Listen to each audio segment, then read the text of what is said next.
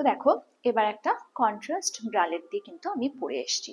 আর যেহেতু ব্রালেটটা আমি কন্ট্রাস্টে পরেছি, তো সেই কারণে কিন্তু আমি অবশ্যই চেষ্টা করছি যে একটু ডিফারেন্ট ওয়েতে শাড়ির পাল্লুটা নেওয়ার। তো দেখে নাও, আমি এরকম ভাবে শাড়ির পাল্লু নিয়েছি।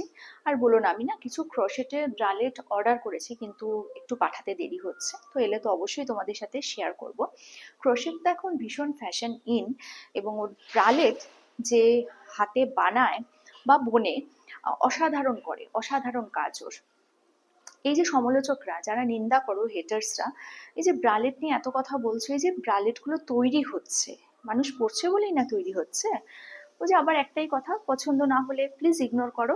তো যাই হোক, এই হচ্ছে কন্ট্রাস্টে আমি শাড়ির সাথে এই লুকটা ক্রিয়েট করেছি।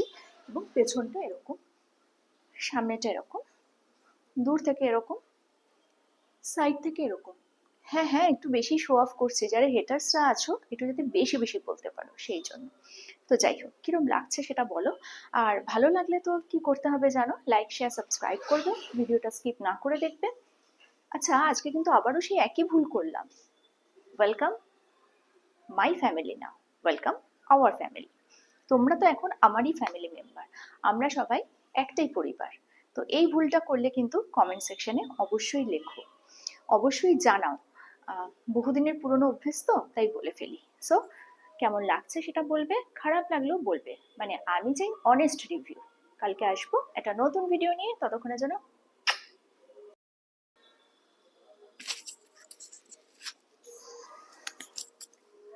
আজকে আমি তোমাদের সাথে শেয়ার করছি যে ব্রালেটের উপর কিভাবে আমার শাড়িটা আজকে একটু উঁচু করে হয়ে গেছে পরা, যাই হোক, ব্রালেটের উপর কিভাবে তোমরা স্টাইল করে শাড়ি পরতে পারো। এর আগে বহুবার দেখিয়েছি কিভাবে তোমরা আঁচল ট্র্যাপ করবে, কিভাবে তোমরা কি করবে, মানে আমি যেটা করি সেটাই আমি তোমাদের সাথে শেয়ার করি।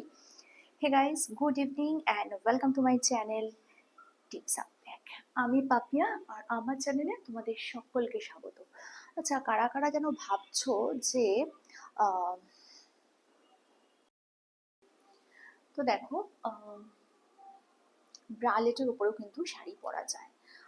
আমি জানি না অনেকে কেন এটা নিয়ে এত বেশি মাতামাতি করে যে ব্রালেট দিয়ে শাড়ি পরলে খুব বাজে লাগে, খুব বিশ্রী লাগে। যাদের বাজে লাগে তারা দেখবে না। দেখো, হতেই পারে আমার চায়না টাউন পছন্দ না, পার্ক স্ট্রিট পছন্দ, কারোর আবার উল্টোটা। তা বলে কি ওই জায়গাটা খারাপ? নিশ্চয়ই না, আমি পছন্দ করি না। তো আমি, শুনতে পেয়েছে এতক্ষণ যা বলেছি, শুনতে পেয়েছো তোমরা? জানি না। আহ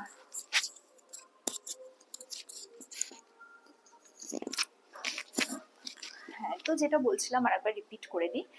আমার পার্ক স্ট্রিট পছন্দ, চায়না টাউন না, যেহেতু আমি চাইনিজ খুব একটা পছন্দ করি না। আর যাদের আবার ধরো পছন্দ নয় পার্ক স্ট্রিট, তারা চায়না টাউন বা অন্য জায়গা পছন্দ করে। তার মানে এই নয় যে যেটা আমি পছন্দ করি না সেটা খারাপ, তাই না? তো এই জায়গাটা মানুষ কেন বোঝে না, এটাই হচ্ছে ব্যাপার। তো যাই হোক, এই যে আমি একটা সিম্পল ব্রালেট পরেছি।